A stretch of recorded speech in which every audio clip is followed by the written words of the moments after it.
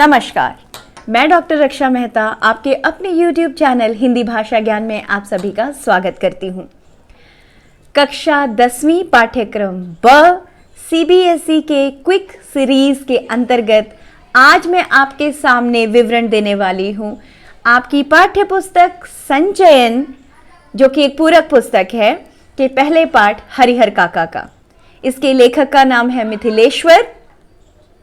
कहानी इसमें कुछ ऐसे चलती है कि प्रारंभ में ही हरिहर काका एकदम शांत बैठे रहते हैं, ना किसी की कोई बात सुनते हैं, ना किसी की बात का उत्तर देते हैं, ना हंसते हैं, ना रोते हैं। और लेखक उनकी यह स्थिति देखकर बहुत परेशान है कि हरिहर काका अपना दुख व्यक्त क्यों नहीं करते।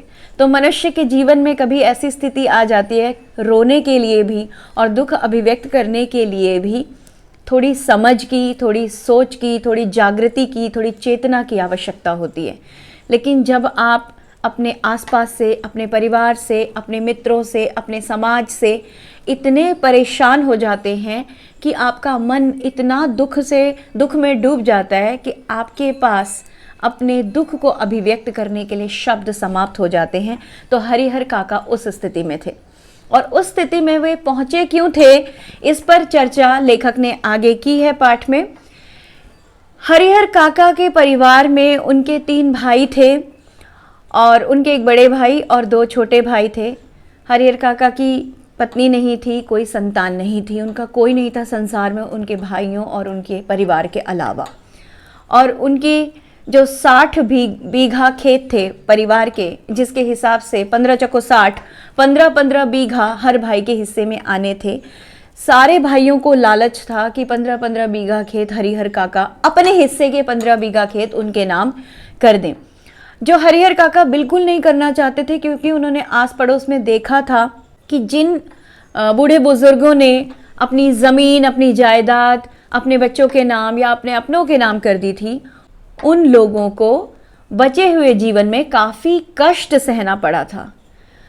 और जब हरिहर काका के भाई उनसे ये जिद कर रहे थे कि उन्हें खेत चाहिए 15 बीघा, उस समय उस गांव की प्रसिद्ध ठाकुरबाड़ी यानी कि मंदिर, जो कि बहुत विशाल था, और उस मंदिर में दूर दूर से दूसरे गांवों के लोग भी आते थे और भोग में अपना अनाज, गहने, धन, ज़मीन, ये सब चीज़ें चढ़ाते थे। तो लोगों की ठाकुरबाड़ी के प्रति अंधश्रद्धा थी। लोगों को लगता था कि यदि उनके यहाँ संतानोत्पत्ति होती है तो ठाकुर जी की वजह से, यदि उनके यहाँ पुत्री का विवाह होता है, बेटे की नौकरी लग जाती है, बच्चे परीक्षा में पास हो जाते हैं, कोई ज़मीन जायदाद का केस जीत जाता है, तो ये सब ठाकुर जी की कृपा से ही होता है। और लोगों की इस अंधश्रद्धा का ठाकुरबाड़ी में जो महंत थे और पुजारी थे, उनके द्वारा लाभ उठाया जाता था। वो फ़ायदा उठाते थे भोली भाली जनता का, अंधश्रद्धा का, उनके अंधविश्वास का लाभ उठाते थे। जब महंत ने देख लिया कि हरिहर काका के साथ दुर्व्यवहार हो रहा है उनके खुद के परिवार के द्वारा, तो उन्होंने ठाकुरबाड़ी में हरिहर काका को ले जाकर 56 भोग कराए, अच्छा भोजन खिलाया और उनको जो है शीशे में उतारने के लिए, अपनी बातों में लाने के लिए उन्हें बहलाया फुसलाया कि ठाकुरबाड़ी के नाम अगर 15 बीघा खेत कर दोगे, ठाकुर जी के नाम कर दोगे, तो सीधे बैकुंठ को जाओगे, स्वर्ग लोक की प्राप्ति होगी, स्वर्ग से विमान आएगा। तो हरिहर काका को उनकी ये बात ठीक लगी। शायद वे मान भी जाते यदि रातों रात महंत और उसके आदमी हरिहर काका के मुंह में बांधकर, उनको हाथ पैर रस्सियों से बांधकर मार पिटाई करके ज़बरदस्ती ज़मीन के कागजात पर उनके अंगूठे का निशान न लेते। तो ठाकुरबाड़ी में हरिहर काका के साथ ऐसा व्यवहार हुआ, क्योंकि वे सोच ही रहे थे कि ज़मीन उनके नाम करूं या न करूं। और अंत में पुलिस की सहायता लेकर हरिहर काका के भाई उन्हें वापस घर लेकर जाते हैं। पहले उनकी सेवा करते हैं, पहले तो उन्हें खाना नहीं देते थे, लेकिन अब उन्हें पता है कि हरिहर काका की ज़मीन के पीछे दूसरे लोग भी हैं, तो उनकी सेवा करने लग जाते हैं, उन्हें अच्छा भोजन देते हैं, खीर बन रही है, पूरियाँ बन रही हैं, अच्छा भोजन बनाया जा रहा है, सब्ज़ी अलग, रायता अलग। और अंत में कि इतना अच्छा क्यों खिलाया जा रहा है, अंत में वे कह देते हैं कि अब जो है अपनी ज़मीन हमारे नाम कर दो।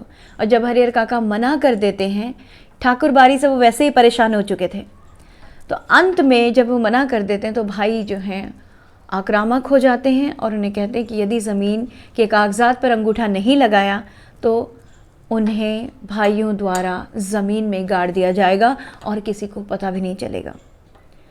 तो हरिहर काका के खुद के भाई जब उन्हें इतना मारते हैं और जब इंसान अपने मित्रों, अपने संबंधियों, अपने परिवार से दुखी हो चुका होता है, तब वह धर्म की शरण में जाता है। आप देखिए, कभी भी समाज संसार से जो व्यक्ति परेशान हो जाता है वो ईश्वर की शरण में जाता है। हरिहर काका के आगे परिवार के रास्ते बंद हो गए, अपनेपन के रास्ते बंद हो गए और धर्म की शरण तो उन्होंने पहले ही लेकर देख ली थी कि उनको कितना मारा पीटा गया था वहाँ पर। उनके सामने जो ठाकुर बाड़ी में रहने वाले महंत और पुजारियों का कच्चा चिट्ठा खुल गया था, जो उनकी काली करतूतें और कारनामे उनके आगे खुल गए थे, और जो अपने भाइयों के अपनेपन के पीछे स्वार्थपरता, लालच और लोभ का कैसा विभत्स यानी कि भयानक चेहरा है, जब हरिहर काका को पता चल गया तो वे एकदम टूट गए, एकदम बिखर गए कि अब जाएं तो कहाँ जाएं, कौन है उनका अपना। ये सोचकर अंततः हरिहर काका ने चुप रहना, शांत रहना ही उचित समझा और उसके बाद उन्होंने अपना दुख जीवन में कभी किसी से नहीं कहा।